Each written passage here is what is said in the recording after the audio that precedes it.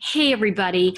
I wanted to just check in with all of you about the Chris Watts case because I've discovered some more information I hit the thing, about Sandy, Shanann's mom. And for those of you who don't know, I'm talking about the case in Colorado of Christopher Watts, who murdered his pregnant wife, Shanann, and their two children, Bella and Cece, in August. And there are many, many people like myself on the internet who have all of a sudden, like, there's this group of us almost that are fascinated with this. And I'm someone for myself, because I'm intuitive and I work in that area and I write, spiritual stuff. One of the things that I really get is that, I'm not getting to the other side. Like, I'm not understanding Christopher Watts. And I think it's hard to understand someone who literally just snaps and, like, one day it's like, looks like this, and the next day we've got all these people all across the world, really, I want to say, looking at the case and going, well, this is what he is, this is what he's done. And they're, over and over again, we're looking at the same footage of him standing in front of his house and rocking, and we're getting all this feedback from experts. One of the things that I discovered, and it's out there, it was the note that Shanann's mother, Sandy, it was her statement that she wrote for the police about Shanann and her experience with Chris's family. I found this fascinating because two things that came up for me, and I'm going to read some of it and I'm going to talk about it, because something that I really want you to be aware of. I'm just going to pull the letter up as I'm talking to you. Okay, so this was for Dave. It looks like Baumhover, maybe Baumhover. Anyway, it looks like he was the detective. And here's the thing that I want to share with you.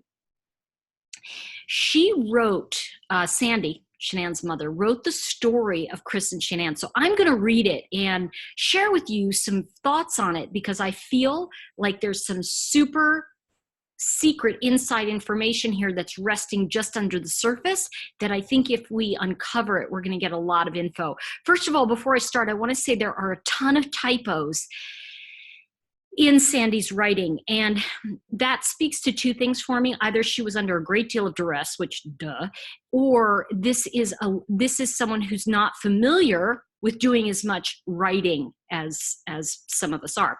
Okay, so here's her story. Here's her statement.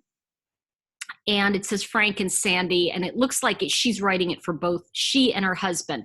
And it says, in 2009, Shanann built her house in Charlotte, North Carolina, battling her lupus. Her friend told her about her cousin Chris. So this friend's cousin Chris, saying he was a nice guy, etc.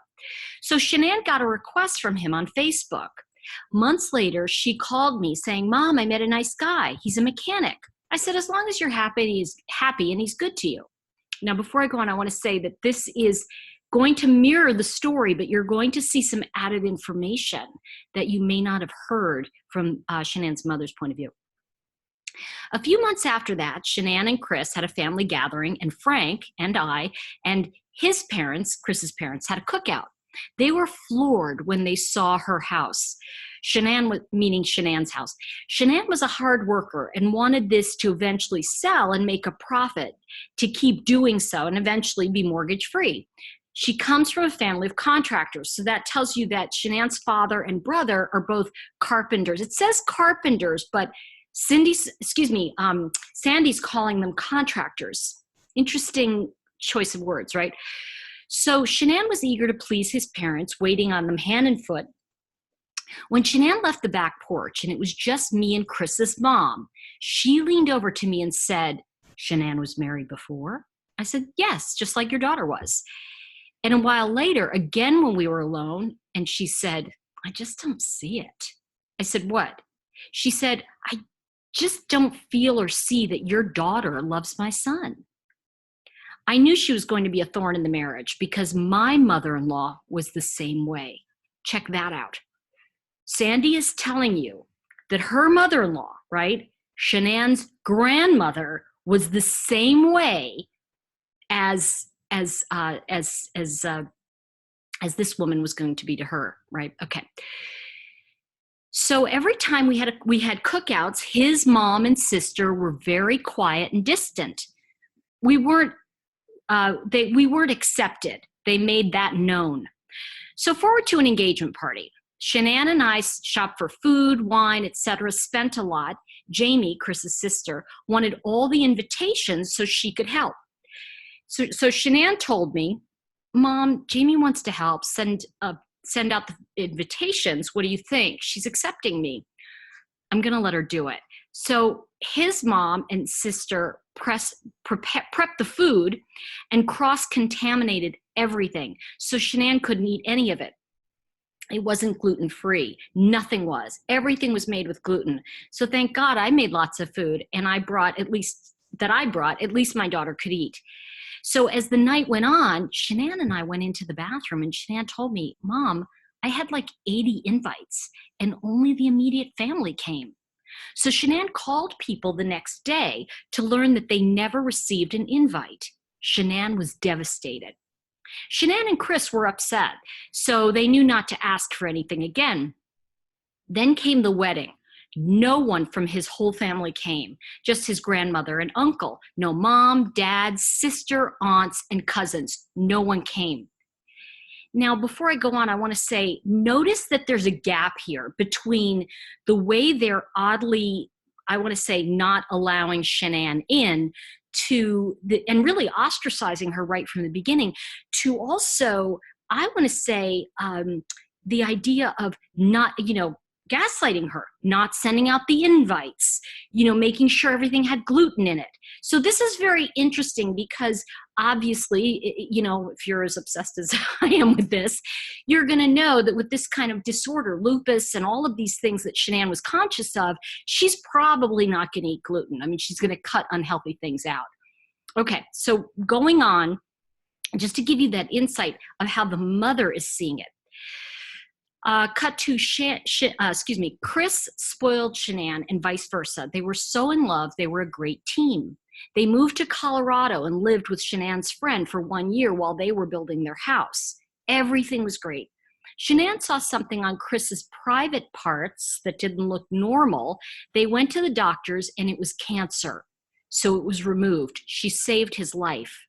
See, this is interesting because we didn't hear this from his family that she saved his life and she saw something. She probably forced him to go to the doctor. He was probably saying, it's fine. But it's something that, because of her personality, it could quite be that was a moment when she saved his life. So then Shanann got pregnant with Bella Marie. Everyone was so excited and happy. Shanann and Chris were wonderful parents. Chris and Shanann were working at the Ford dealership in Longmont. Shanann was selling cars. Chris was the head mechanic, a great team. Shanann was top sales, like that's a surprise, right? Then Bella came, so Shanann stopped working because of a high-risk pregnancy. She was a trooper, though, through the whole thing. Both families seemed happy. Chris's sister never flew to Colorado at any time they were out there.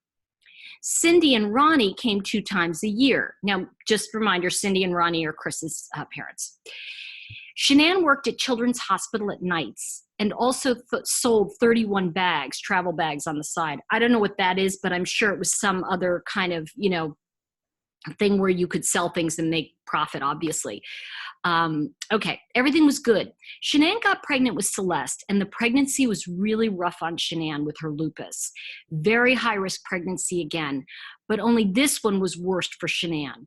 Water weight gain, severe back pain, shortness of breath, pains in her chest, fatigue, exhaustion. My husband and I sold everything but our house and moved out to live with them, to help our daughter in every way we could. Frank and I had to work to pay our own bills too. We were there for 15 months. Now you're seeing a big dichotomy here, right? That Shanann obviously wasn't well. The parents, came to help her. And of course, Chris's parents are not in the loop at all. During that time, I'm sorry, here we go. Okay, we were there for 15 months. Chris's mom came out to watch the girls for a few days while Shanann and Chris went on a business trip with Lavelle, her company, 4 nights and 5 days. Check this out. During that time, we weren't allowed to see our grandchildren or even eat dinner with them as soon as we got home. She brought them upstairs and stayed upstairs. She wouldn't let us hold them or anything. I found that odd. One day I asked her, Cindy, she said, "What the hell are you here for?" She screamed in my face in front of my granddaughters and said that I was very controlling. I was just like, wow. I texted Shanann over and over again, and she said, "Relax, Mom. I'll take care of it when we get home." It was ridiculous. I never spoke to Chris's mom again. I'd had enough. Now, do I need to go in there and say this to you? I mean, this is I'm sorry, I'm kind of like, no makeup. But here's the thing. When you look at this, are you at all surprised? See, I think suddenly we're seeing crazy Cindy showing up. Why would Shanann's mother write this statement and then say nothing else about it? Because Shanann's parents have class. Crazy is on the other side. And it was very interesting, and I want to underline this. When Chris's mom said, "Oh, I don't know about this sociopathic behavior." Well, I have to tell you something. Sociopaths are made, psychopaths are born. I think this family is breeding ground for psychopathic behavior, meaning Chris's family. Because look at this mother. See, check this out. I'm going to read it again because I think it really bears underlining. So when Shanann and Chris went on a 5-day vacation, Cindy came out to take care of the grandkids, even though Shanann's mom and dad were there. So I think she was trying to do her part. Now, 4 nights and 5 days. And this is Sandy now talking about Cindy. During that time, we weren't allowed to see our grandchildren or even eat dinner with them as soon as we got home. She brought them upstairs and stayed upstairs. She, Cindy, wouldn't let us hold them or anything. I found that very odd. One day I asked her why. She said, "What the hell am I here for then?" She screamed in my face in front of my granddaughters and said I was very controlling. I was just like, wow. I texted Shanann over and over again, and she said, "Relax, Mom. I'll take care of it when we get home." It was ridiculous. I never spoke to Chris's mom again. I'd had enough. So just to give you that undercurrent here, look at how Shanann knew what was going on and she ignored it. This is super important, everybody. You've got to look at, who you're marrying. You've got to look at, as I had a friend who used to say, who are you reproducing with? Because the truth is that half these genes are coming through and going into your grandkids. And in this case, the grandkids were super sweet. But look at Chris. Okay. After 15 months, and this is picking up with the next part of the story, I moved back home. It was hard to leave, but I felt it was for the best. I have been home now. 17 months later, my whole family is dead. My beautiful daughter and beautiful grandchildren, all caps, all dead, like 5 exclamation points.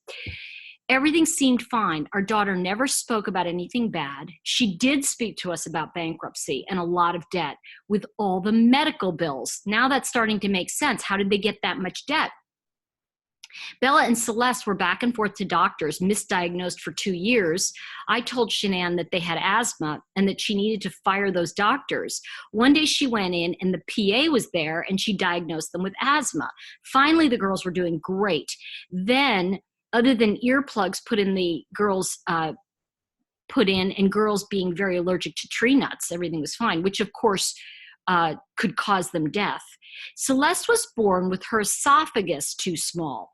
They went in 3 times to enlarge it, steroids like crazy to help her breathe for 1.5 years or longer, all until they were diagnosed with asthma. So you can imagine the bills that are kind of adding up from medical stuff. Then Shanann had neck surgery, which out of pocket was $25,000 that they owed.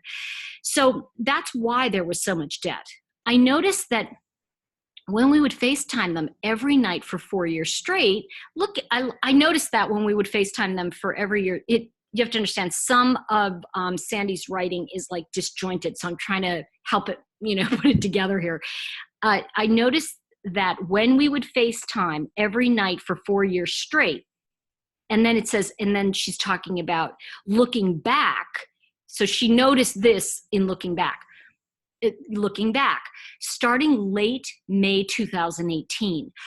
When we'd FaceTime, Chris was putting the phone all over the room, ceiling, floor, etc. I said, Chris, are you all right? And then he would FaceTime normally. Before Shanann came to North Carolina, Celeste had a rash on her private area, and she went to get a face cloth and some cream. Chris had the phone. I said, Chris, let me see how bad it is, being that I'm an aide. So I still couldn't see. So I said, wait, let me move my screen because I couldn't see. He put it right on their privates. I was like so mad. I don't understand that. But Shanann wanted to come for 6 weeks this summer so she could introduce the girls to Chris's sister, Jamie, who never met Celeste or Uncle Frankie, our son. Before the year started back to school, dance classes, etc., it was the best time to come was now. We were thrilled. Shanann stayed the week, then weekends with Chris's parents. Okay, listen to this part because we've heard this story a lot of times about the tree nuts, about the how Shanann told the story, Chris's mom told the story, but when Chris's mom told the story, she told a different story. The first weekend was great with Chris's dad and family. However, the following weekend was a different story. Saturday was rough for Shanann. She was protecting her children from peanuts in every form. Ice cream, a bowl full of nuts, and they had open razor blades just laying around the house. Shanann called her father, come pick me up now, ! Please. Shanann said Cindy was trying to give the kids ice cream with peanut chips in it. Shanann asked Cindy, what kind of ice cream is that? Cindy said, oh, relax, it's just ice cream. Shanann said, please let me read the ingredients. Cindy told my daughter that she was scary. What? So the girls went outside to play with Jamie, Chris's sister, her aunt, the children's aunt. So after Shanann got done explaining to Cindy how dangerous peanut allergy is to the girls, Cindy ignored Shanann. Cindy went outside and just as Jamie walked in. So the girls walked back in as Shanann walked into the kitchen, noticed the large bowl of peanuts that were now sitting on the table that wasn't there 2 minutes before. So you can start to see what Cindy is doing. She's starting to bait Shanann. Notice how she didn't say any of this in any of her statements, right? But Shanann's mom is filling in the parts that we didn't hear from Shanann. Because really, when everybody else was kind of not Shanann's parents, but all of the other people are like painting her as high maintenance and she gets upset easily and she's obviously bullying him. Well, she was really protecting these kids. So to say there wasn't a bowl of peanuts there a few minutes before, well, hello, Cindy, trying to really, because I think what it was is she was trying to really get Shanann. And this is such passive aggressive narcissism like I've never seen. Like seriously, like hating Shanann so much. And I can't help but think that it has something to do with her son appearing to her to have gone out on his own and done something other than what she wanted for him. So, okay. So Shanann called me, explained everything. She said, Mom, I'm being double teamed. And I said, what? And she told me everything. But when she told me about the razor blades, I was like, what? She changed the subject really quick because my daughter knows I would have been there and caused a big scene. I love my family, protection, and said, Dad's on his way. She got home here and was beside herself. I was furious along with her. That someone that you trust would try to get a child sick or die feeding them peanuts, razor blades. Shanann told 4 people this: me, Frank, Sandra, I don't know who Gorodana, and Nikki. She called Chris that night and she was so upset. Chris said he will handle it. So Shanann didn't ever go back again to see them. None of Chris's family then came to Cece's birthday party, and Cindy sent Cece's package out to Colorado, which is still there in the box in their home. See, now you're starting to get a fuller picture of the way that Cindy is really behaving. I'm telling you, this woman is off the frickin' charts. And the fact that, when you're attacked like that with Shanann, first of all, Shanann was, when I say that Shanann was attacked by Cindy, when you're attacked in that way, it's so egregious that you freeze and you just can't believe it. And so what happens is when you tell the story, you start leaving important chunks out because you're just so afraid of like, am I seeing this wrong? And what's fascinating is after Cindy did this to Shanann, she turns around, makes it Shanann's fault for trying to protect the grandchildren. And then of course, Chris's father doesn't even go to the birthday party. None of them showed up. And then Chris's mom sent the package out to Colorado and the little girl never got it because she was murdered beforehand. So before she saw it. So it's kind of, when you look at all this stuff, it's kind of like, okay. So let's see, where are we? Okay. So Shanann and the girls and us had a wonderful time the rest of their trip.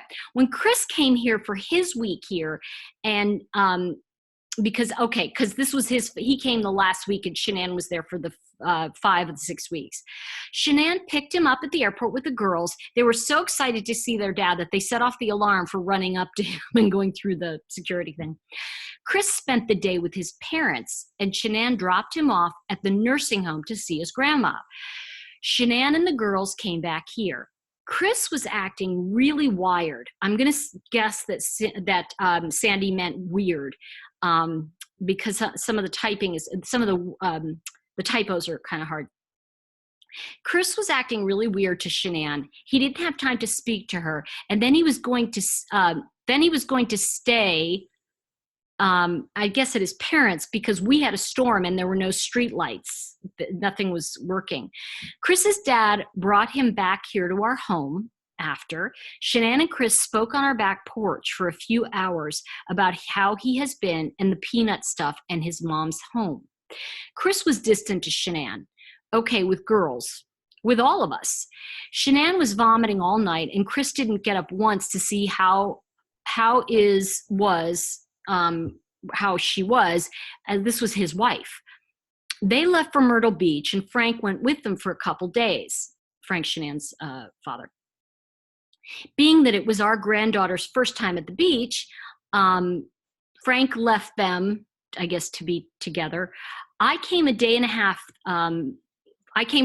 half, and the girls and I had a blast. Chris was very quiet, doing his own thing and ignoring Shanann. I said to my daughter, is everything okay? She said, Chris is Chris. So we were at the beach and we went to dinner, and Chris drove Shanann and the girls.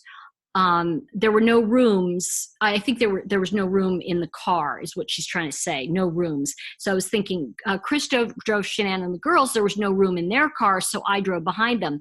I was doing almost 83 miles an hour to catch up with them and texting Shanann, why is he driving like that? See, this tells you that Chris was already revved up. He was already getting ready. He'd already plotted this, you know, and she also texted Shanann, says, I am not in a race to go to dinner at dinner. And then at dinner, Chris left the table quite a few times. He was very silent. He was ignoring his kids and his wife. Cece was actually being funny and he walked away again. I left the next day and they came 2 days later. I asked Shanann to stay here with the girls. And she said Chris had good insurance for the girls and they went back home to Colorado. Now before, you know, and I want to say she wrote, I'm devastated. And there's like 30 exclamation points. And then she said, P.S. the only reason Chris got fit was because diabetes runs high in his family and Shanann wanted him to live forever. And how funny is that, you know, here's the wife he murdered who wanted to really take care of him. So I think what you're seeing here, what we're all seeing is a very different perspective now when we look at the story that Shanann's mom is telling. Now, of course, Shanann's mom is Shanann's mom, and you know your mom is always going to be protective, but I get the feeling energetically from Sandy, especially from the first time she met Cindy. You know, Cindy was saying, I don't get that this woman loves my son. I don't get that this, you know, and obviously, you know, she was married before. I mean, there seems to be a great deal of judgment coming off Cindy right from the beginning.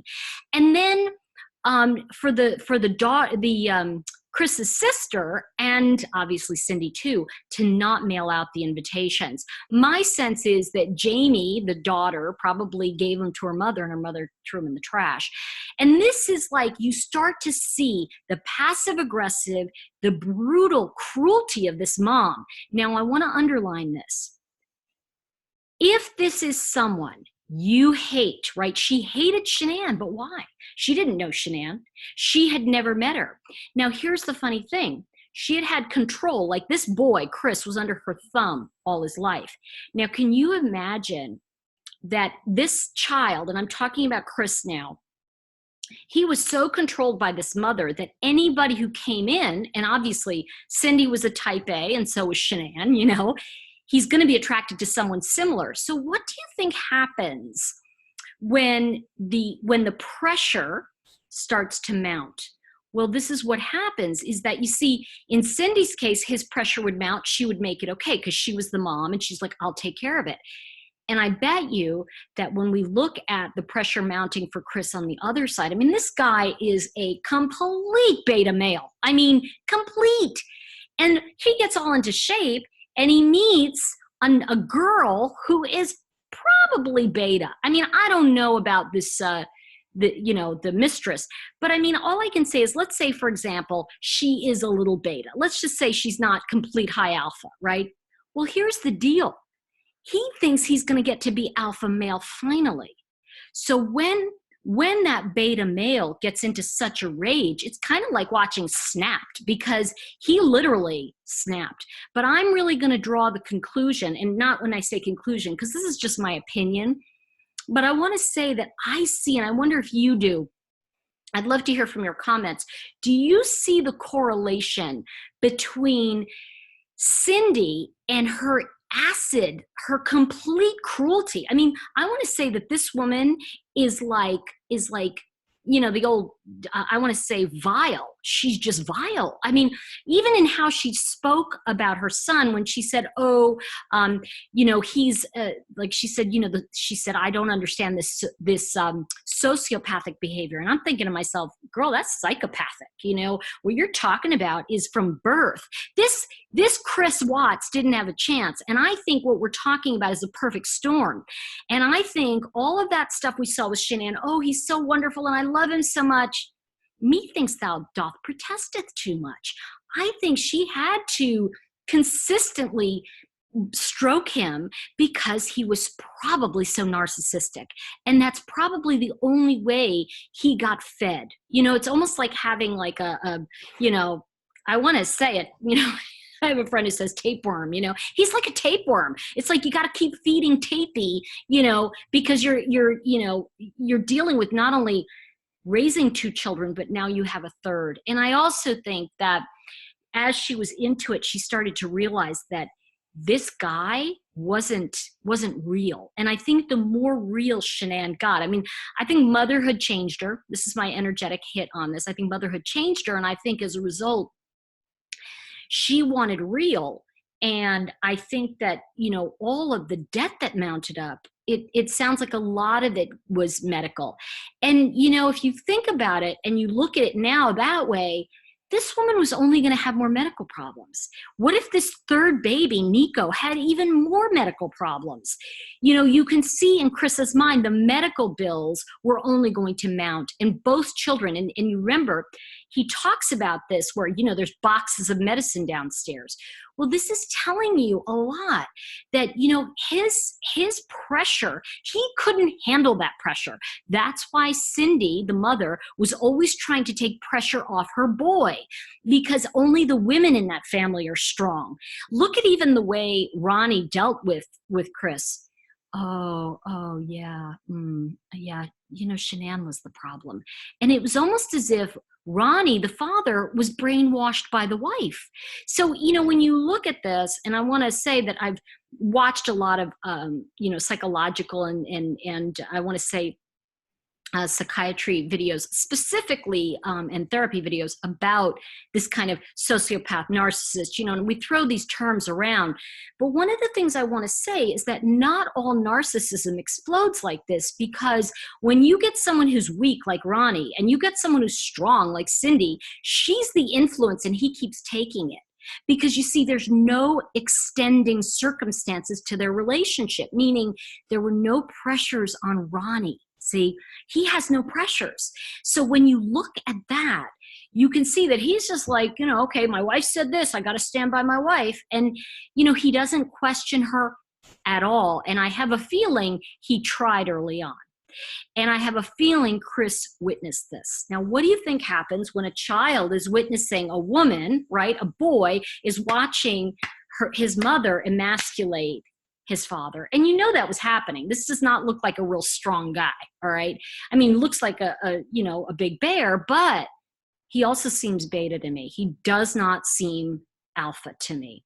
And so what I want to say about that is you really have to look at, maybe what Sandy is saying is really telling us that Cindy was always this way and Shanann ignored it, just like she ignored a lot of the signs with Chris because she didn't know what to look for. I mean, I really want to say, and this can happen to any of us. I know that I've been in situations that have been like, whoa, what was I thinking? And I think we all have. And I think when I look at this, I want to talk more later, but I haven't been feeling great.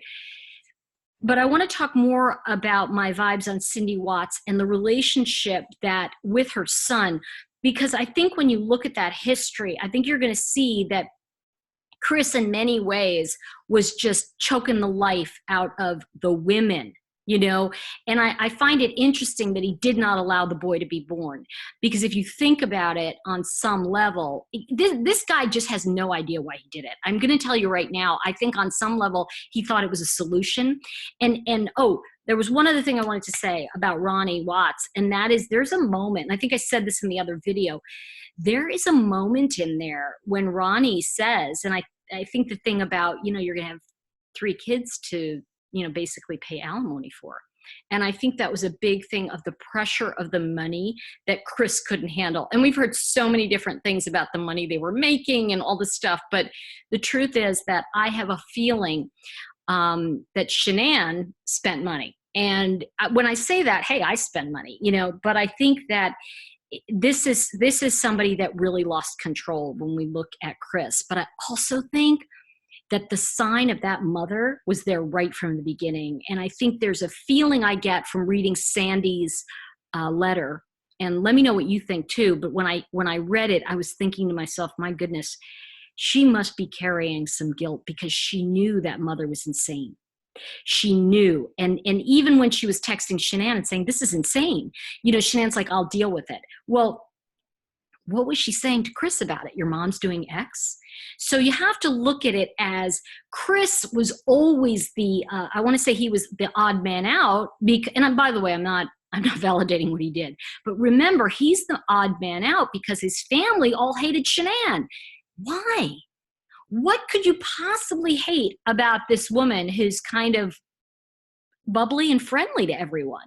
Why would you start sabotaging her right from the beginning unless there was something crazy going on in that family way before you even kind of knew her? Okay. So I just want to say that, this young man was going to be marrying up. And I think that was a problem for Cindy. And if you look at Cindy Watts, I think you're going to see the root of a lot of this. Even the fact that she says, why not just go to trial? I mean, you're getting killed anyway if you have life in prison. She really there's a nastiness to her that I think is very, very scary. I'd love to hear what you think. I'm really obsessed with true crime. My thing obviously is I'm a psychic, I'm an intuitive, I wrote the chakra wisdom cards, but I really feel so strongly that I think many of us feel this way. If I met Shanann, I know she and I would be friends. And Nicole Atkinson, I love her to the moon and back. And there's something else that Sandy said about family, her mother-in-law. And I'm going to talk about that in another video, but I wanted to get this out because otherwise I'll be up all night watching Chris Watts videos because something has not clicked for me, and I'm trying to get some peace about it, because there's something very, very disturbing about this that goes beyond what the eye can see. And I think that that's hitting a lot of us as a very true thing. So I'll see you next time, and thanks for joining in.